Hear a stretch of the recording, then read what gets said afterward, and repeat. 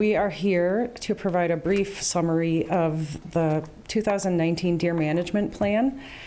And believe it or not, this is our 9th year. So just a bit of background. About 10 years ago, the Township Board directed staff to develop a deer management plan. And this, of course, was in response to numerous complaints of deer damage from the residents. And so eventually, after years and years, they said we have to try to do something. And so we put together a plan that was quite small at first, placing archery hunters on about 15 properties. We had about 25 hunters on 15 properties. 9 years later, it's grown, and the goal is still to reduce the population of deer in Meridian Township. And as a side benefit, our residents enjoy the aspect of outdoor recreation. It's all township residents who are involved. And we have placed hunters in virtually every land preserve and park that we can. And I think, as we all know, just to drive around the township, there's still a bit of a problem. And this, as we know, this isn't something that can be done in 1 year. And so we're continuing to plot ahead. Our hunters and residents are always tell us how grateful they are for this program, not just to get out into the woods, but that we're trying. And we continue to get calls from not just around the state, but from around the country, with people asking, how did you do this? Can we have your plan? And we share that with everyone to prove that we can do it.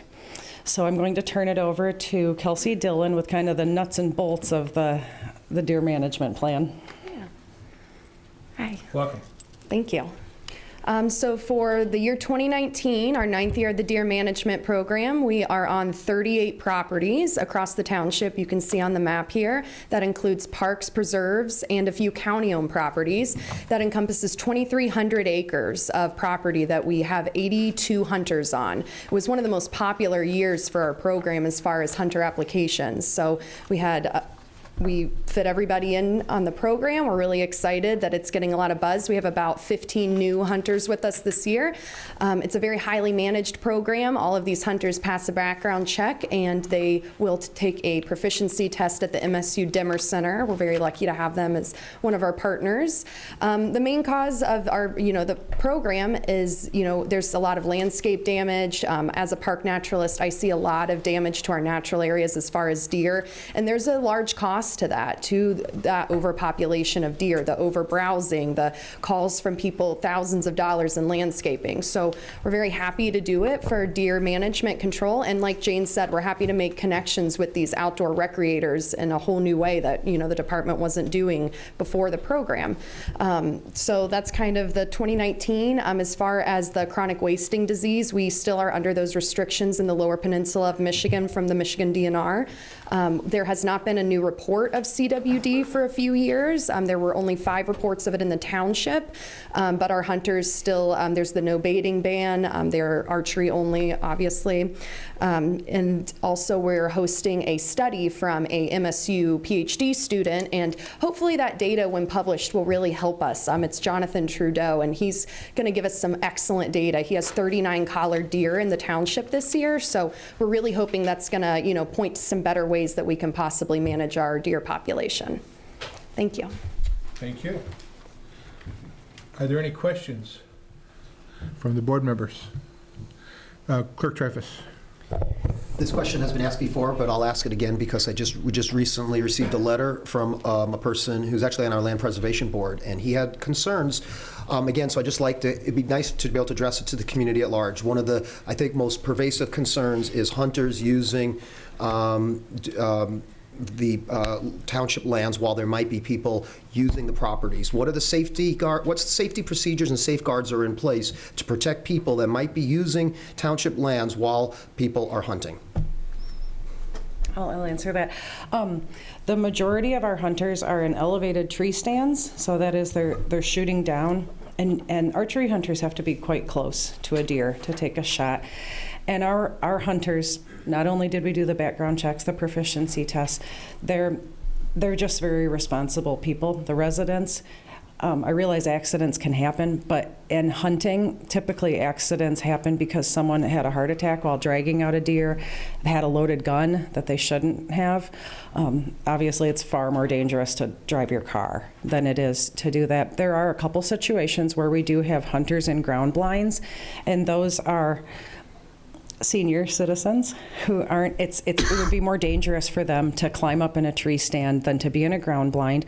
We know where all of our hunters are in all the parks. We have GPS coordinates and they are well off the trails, but the reality is that they're shooting down and they have to be very close to a deer. But the hunters will tell you, like they're sitting in, for example, Sour Woods Land Preserve on Sour Boulevard, south of the library. A car door will shut, a dog will bark. You know, that deer that they were watching runs away. And they just, it's, you know, people say, well, what if they shoot a dog? It's not like that. They're so close to the deer. So safety is our top priority, even more than reducing the deer population. So that's something that we always consider. Our parks and land preserves are open, but the hunters are well off the trails, and we post all of the entrances that there is hunting going on there. Thank you for that. Thank you. Elaborate explanation. Appreciate that. So this is, As a follow-up, do we have hours that the hunting goes on? No, but it's our parks and land preserves are open dawn to dusk, and that's when the hunters are out. So typically, I know there are early morning joggers, that kind of thing, but really the park visitors and dog walkers are damaging, or are affecting the hunt more than they're affecting them. We haven't really had very many problems. In fact, some of the problems are more like maybe someone isn't in favor of hunting, so they deliberately have their dog out there and are being loud or disruptive, and then that hunter just packs it up and heads home. So. Trader. A couple of questions. First of all, regarding your safety record, I'm assuming it's a perfect record. We've had no accidents. Is that correct? Correct. Okay. How are we doing on thinning the herd? Because I tell you, if you're in the Okemos School District, it seems like we've got deer breeding farms going on, because we see more deer every year, and they're more and more brazen, and they travel in bigger packs, and actually the problem seems to be getting worse, despite our deer management program. Thank you, Treasurer DeShane. It's always the same neighborhoods. It's Forest Hills, Cornell Woods, up by Green Road and Hazlitt, Riverwood, Briarwood. And we always say the deer like it for the same reason that we do. We have a river running through, we have tons of green space, but the deer are living, reproducing, and doing everything in backyards. So if you have a private residence, it's a challenge in these urban areas, and not everyone is in favor of deer management. And so we have people that simply do not want, we have sensitive areas, say example, a 4-acre Forest Hills natural area. So with that, all of our hunters are wonderful people, but we will pick the top person to put in these sensitive areas. But we have neighbors that say, I don't want to see it. So we'll move, we try to accommodate that and move the tree stands over and things like that. But it's a real challenge when you have a very vocal, we say they care very loudly, neighbor, versus 60 other phone calls that have said there's too many deer. And then you have somebody else who's just saying, I don't want it. And it's really hard for us to balance that for the township. Can't make everybody happy. If it's any consolation, I have a sister who lives in Rochester Hills, a community very similar to ours, and they have a problem as bad or worse than ours as well, and that's Metro Detroit. So it's a downstate problem right now, I think. It's all over, isn't it? Yeah. Yes.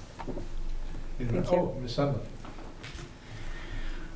I'm glad you're doing this with the deer management, because they do cause a lot of problems in our neighborhood. And I remember one day I was coming home at night, it was probably in November, and the biggest buck standing right in the middle of the road. And I wasn't going to go anywhere. I wasn't going to challenge him. But here's something else we should think about: a rabbit management program.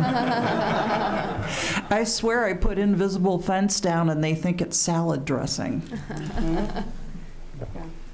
It's true, and we've gotten requests for a wild turkey management program. Yeah. They love Meridian too. They do. Yes. What can we say?